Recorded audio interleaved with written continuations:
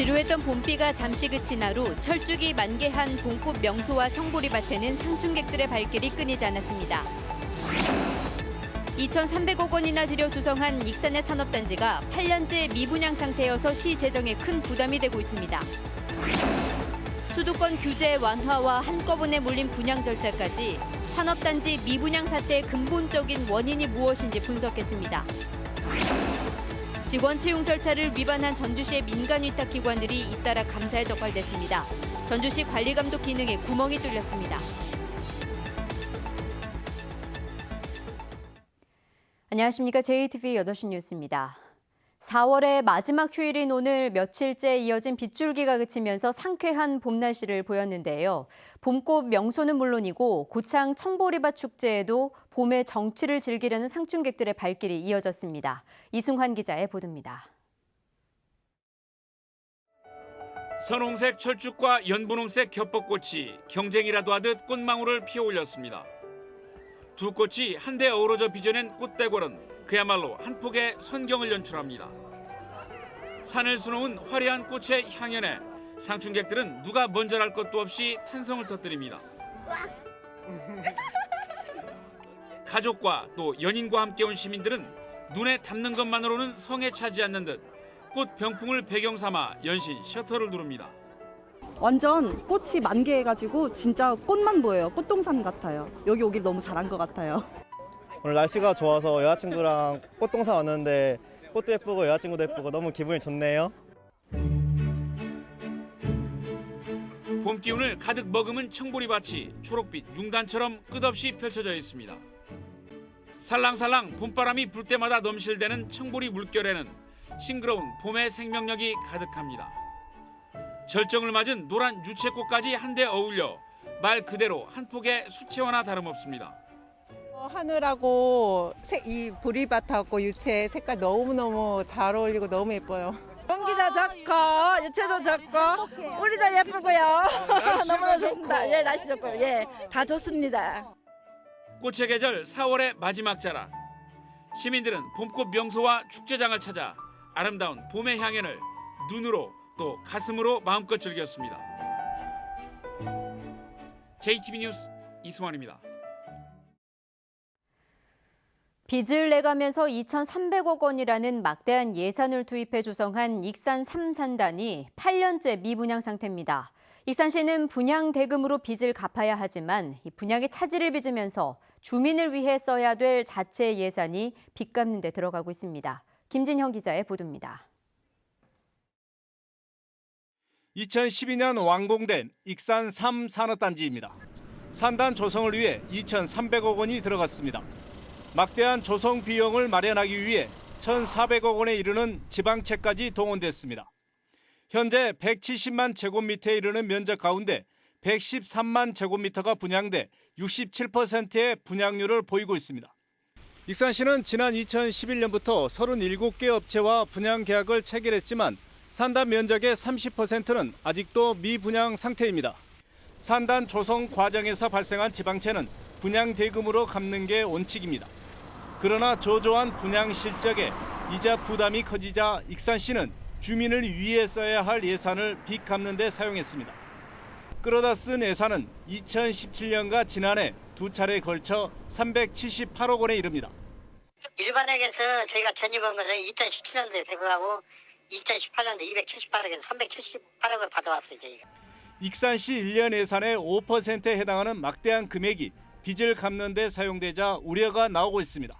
그 380억이라고 하는 예산은 익산의 미래 또는 시민들에게 제공돼야 될 행정 서비스나 복지 서비스를 제약하는 그런 요소로 작용을 하고 침체된 익산 경제에 활력을 불어넣을 것으로 기대를 모았던 익산시의 산단 개발이 오히려 짐이 되고 있습니다. JTB 뉴스 김진영입니다. 네, 이 같은 산업단지 미분양 문제는 정부의 수도권 규제 완화에서 원인을 찾을 수 있습니다. 또 산업단지 공급이 일시에 몰리면서 경쟁력이 떨어지는 산업단지에서 미분양이 발생한 것으로 분석됩니다. 이 소식은 정원희 기자가 전합니다.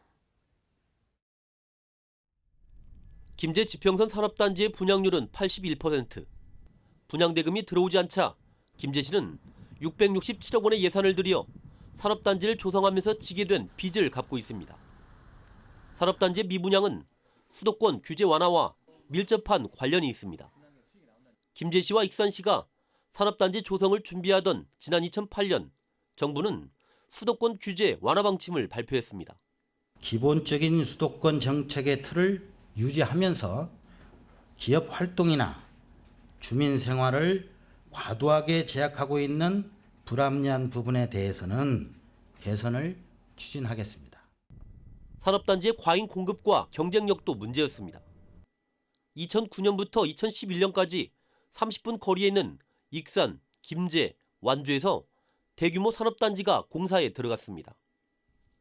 하지만 산업단지의 경쟁력은 충분하지 않았습니다.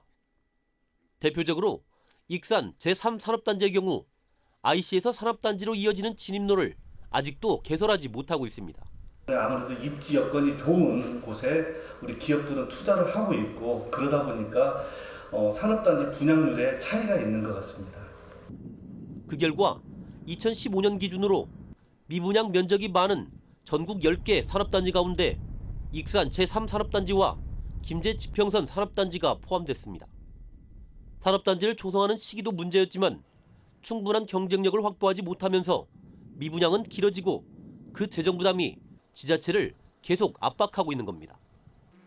JTB 뉴스 정원익입니다. 전주시의 일부 민간 위탁기관이 공고도 하지 않은 채 직원을 채용하거나 외부 심사위원 없이 면접 심사를 실시했다가 감사에 적발됐습니다. 민간 위탁기관에 대한 전주시의 관리 감독이 너무 허술합니다. 집중 취재 나금동 기자가 보도합니다. 전주시 민간 위탁기관인 전주 역사박물관입니다. 전주시로부터 한 해 4억 7천만 원의 보조금을 받고 있습니다. 전주 역사박물관은 2017년 6월 각각 학예연구사와 학예연구원을 뽑기로 공고를 냈습니다. 그런데 학예연구사 지원자 가운데 적합한 사람이 없다고 판단되자 학예연구원에 지원한 사람을 계획에 없던 인턴으로 채용한 뒤 6개월 뒤 학예연구사로 임명했습니다. 채용 계획이 허술했던 셈입니다. 지금 상황에서 누가 나간다고 했기 때문에 한 명은 더 뽑자. 근데 인턴으로 뽑고 처리를 하자 이런 식으로. 역사박물관은 2018년 3월엔 아예 채용 공고도 내지 않은 채 B씨를 회계사무원으로 채용했습니다. 박물관 측은 회계사무원이 부족해 2017년 11월 채용 때 입사지원서를 제출한 B씨를 면접을 거친 뒤 회계사무원으로 채용했다고 밝혔습니다. 이분도 어제 저희 역사박물관 회계직원이 3월 당시에 나간다고 하셔서 급하게 업무가 되면 저희가 문제가 많이 생겨서. 역사박물관은 또 위탁 협약서에 따라 직원을 채용한 뒤 열흘 안에 전주시에 통보해야 하지만 2017년부터 20개월 동안 9명의 신규 직원을 뽑으면서 전주시에 전혀 임용 통보를 하지 않았습니다. 1년에 1억 원이 넘는 보조금을 받는 완판본 문화관 채용도 감사에 적발됐습니다. 2017년과 지난해 3명의 직원을 뽑았는데 외부 심사위원 없이 관장 혼자서 면접 심사를 실시하고 직원을 채용했습니다. 채용 과정에서 외부위원 위촉을 명문화한 지방공무원법을 위탁기관에도 적용하는 게 논란은 있지만 전주시는 부적절하다고 판단해 시정 주의 조치를 내렸습니다. 저희도 사실 몰랐거든요. 아까 말씀드린 대로 바로 운영을 하다 보니까 아무것도 없는 상황에서 정말 있었거든요. 그래서 실은 몰랐어요. 그동안 위탁기관에 대한 전주시의 감독이 얼마나 허술했는지 짐작할 수 있습니다. 정기적으로도 한 번씩 체크를 할 필요는 있었겠지만 그 부분이 미흡하니까 자연스럽게 임용보고에 대해서 서로 소홀하지 않았나. 그 어느 곳보다 철두철미해야 할 전주시 민간 위탁기관의 채용과 이에 대한 감독에 큰 구멍이 뚫렸습니다. JTB 뉴스 나금동입니다. 군산과 고창에 노인들이 싼 값에 집을 빌려 복지 서비스까지 받을 수 있는 고령자 맞춤형 공공임대주택이 들어섭니다. 고령자 복지주택은 65세 이상의 저소득 노인들이 주거지에서 건강관리는 물론 문화활동도 즐길 수 있도록 복지관까지 함께 조성되며 전북에는 군산에 120호, 고창에 90호가 지어질 예정입니다. 이들 지역은 행정 절차를 거쳐 내년에 주택을 착공한 뒤 2021년 입주자를 모집할 예정입니다. 독감 의심 환자가 갈수록 늘고 있습니다. 전라북도는 병원을 찾은 1000명당 독감 의심 환자가 지난달 넷째 주에 27명에서 이달 둘째 주에는 42명으로 56%나 급증했다고 밝혔습니다. 전라북도는 이에 따라 손 씻기 등 개인 위생에 더 신경 쓰고 의심 증상이 나타나면 곧바로 병원에서 치료를 받아달라고 당부했습니다. 어린이 보호구역의 교통 신호등이 모두 노란색으로 교체됩니다. 전라북도는 올해 말까지 8억 8천만 원을 들여 어린이 보호구역 820곳의 교통신호등 2,200개를 노란색으로 바꾸기로 했습니다.